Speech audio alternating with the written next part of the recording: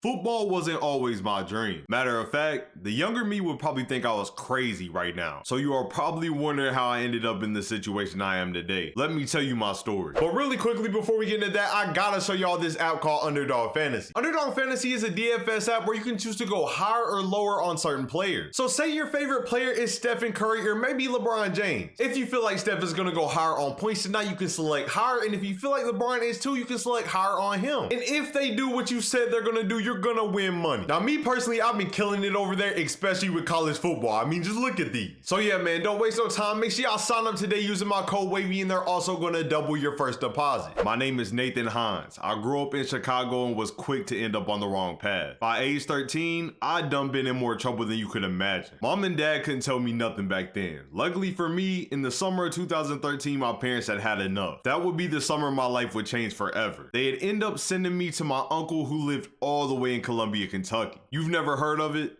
Yeah, I didn't think so. It's the smallest town I had ever seen. There's literally nothing to do there besides play sports. We ain't have no mall, no bowling alley, no hangout spots, no nothing. And with my uncle being obsessed with football, it was only a matter of time before I got dragged into it. I'm not gonna lie, at first I hated it. Constantly being outside, having to listen to coach scream 24/7, I didn't think that was for me. Especially as a troubled kid, I wasn't trying to hear anything from anybody. That was until my uncle gave me a choice. Football or military school. And I definitely wasn't going to no military, so football it was. Freshman year of high school was my first year playing organized football. I didn't even fully understand the rules, to be honest. And to make it even worse, coach had put me at wide receiver because I was fast, but I could not catch the ball for the life of me. But it wouldn't be long before I would fall in love with it. Before I knew it, I had improved tremendously, and by the end of the season, I was starting varsity as a freshman. Fast forward to senior year, I was well known around Kentucky, but not quite on a national level yet. But after growing 3 inches and winning the state championship, I had more college offers than I could ever imagine. And that brings me to the point I'm at now. Senior year is over and it's time to make a college decision. Today is signing day, and at this point, I've considered every option possible. I could head back home to Illinois, I could stay here in Kentucky, or I could even head to Colorado and be coached by Coach Prime. But out of all those options, one school stuck out to me more than anything, and that's when I realized I'd be taking my talents to Florida.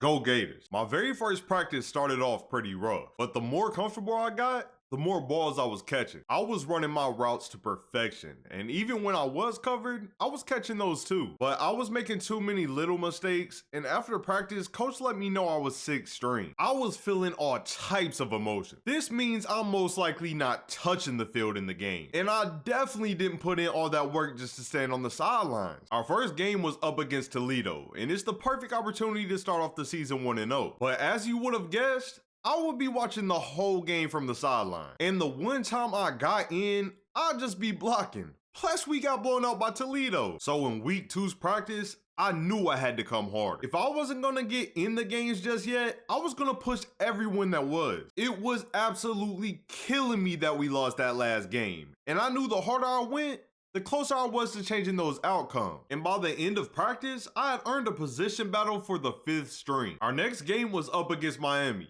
But once again, I'll be watching the whole thing. And to add on to that, we'd get destroyed again, making us 0-2. But with the lows come the highs, and I finally had a chance to move up in the depth chart. And I'd already made a promise to myself that I wasn't letting this opportunity go to waste. And on this last play right here, I get my last catch and win my possession battle. Going into our game against a ranked Tennessee, I made it onto the kickoff team. But that would literally be it. Just the kickoff team. At the end of the day though, we finally won a game, so I was happy for my teammates. The next game against Kentucky would be the exact same way. Not a single snap at wide receiver, but we would go on to win the game. Coach had been noticing my effort though, and next week's practice I'd have a chance to move up the depth chart again. I started off the position battle with a huge catch down the sideline. Then Mertz hit me on a slant and I got some huge yards after the catch. And on the last snap of the day, I catch the ball on this in route and finally move up to the 4th string. To start our next game against Arkansas, I was hoping to finally get some snaps at the wide receiver position. And with a minute and 50 seconds left in the second quarter, I finally did. But unfortunately, our line wasn't even holding up long enough for Mertz to look at me. And even though it wasn't my fault, it seemed like coach would blame me out of all people because I wouldn't touch the field for the rest of the game. Our next game against LSU would start off different though, and I'd get open on the corner route to make my first career catch. And even though I wasn't started playing every snap, I was getting on the field a lot more. And on the next play, I'd sneak behind the zone on a post to get the longest reception of my college career. But even with a few big gains, our offense was still struggling. And with only 2 minutes left, Mertz would miss me on what could have been a much needed touchdown. We'd still end up having a chance to tie the game, but everyone was covered and we'd be going home with a loss. But on the bright side, I finally made my first collegiate catches and it was only up from here. Our next game was up against Missouri, and off rip, Mertz was missing me wide open down the field. It seemed like I was just being put on streaks to force the covers to back up some. And even though I was getting butt naked open, Mertz just wasn't making the right read. We'd go on to end up winning the game, but I'd be right back to 0 yards and 0 catches. Luckily for me, a week later, it was time for another position battle. And this time I had the opportunity to move up into the third string. I was sick and tired of barely getting playing time, so I decided to dominate the whole practice. Mertz and I were developing a connection that we had never shown before. I was running each route to perfection, and he was hitting me right in my chest, making my job even easier. And by the end of practice, I moved up to number 3 on the depth chart. To start off our game against Georgia, I would sneak behind the linebacker for a 20-yard gain. Then I would fake out the defense and head up the sideline, breaking a tackle before going down. On 2nd and 11, Mertz hits me on the end route and I get us in the field goal range. But the next 3 plays wouldn't go as expected and we'd have to take our 3. With 2 minutes left in the first half, we desperately needed a touchdown. And after running this out route to perfection, Mertz would hit me, almost getting us there. I'd be taken out of the game, but the very next play, Mertz hits Hayden across the middle for the touchdown. Unfortunately for us, our defense just couldn't get stops against Georgia's offense. Even with us putting points on the board, it was clear that it was just too late. I was torching Georgia's defense though, and the more big plays I made, the more confidence I was getting. And on 4th and 7, I had my biggest play so far. I took off running up the sideline and Mertz throws this ball perfectly over the defender. I had to turn them jets on, but right before I was about to score, I finally got tackled. It wasn't a big deal though, because on the very next play, Mertz would hit me on the end route and I would score my first collegiate touchdown. And even though we ended up taking a 20-point loss, I was honestly happy. This was the best game I'd ever had. I'm just hoping that with a game like this, coach puts more trust into me. That's gonna be it for today's video. But if you enjoyed the video, make sure I hit that like button and hit that sub button as well. Also, I've been debating on whether to make the videos longer or not, so do y'all like them closer to 8 minutes or would you like me to make them even longer? Either way, I appreciate you all and I'll catch y'all next time. I'm out. Peace.